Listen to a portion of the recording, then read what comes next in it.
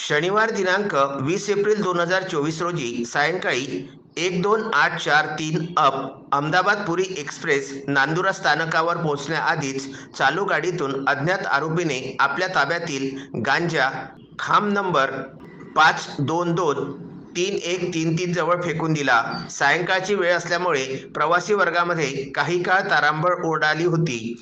ही माहिती नांदुरा सीआरपीएफ यांना कळविण्यात आली असता घटनास्थळावरती सीआरपीएफचे सहकारी यांनी गांजा, ज्याचे वजन 3 बॅग 34.89 किलोग्रॅम, एकूण किंमत 3,41,500 रुपये किमतीचा गांजा ताब्यात घेण्यात आला।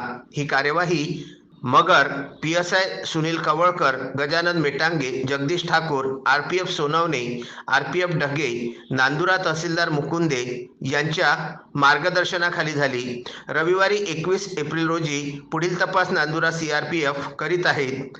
लग्नसराईचे दिवस आणि रणरणत्या उन्हामध्ये गांजा तस्करी एक्सप्रेसमधून सुद्धा होत आहे, हे यावरून स्पष्ट झालेले आहे।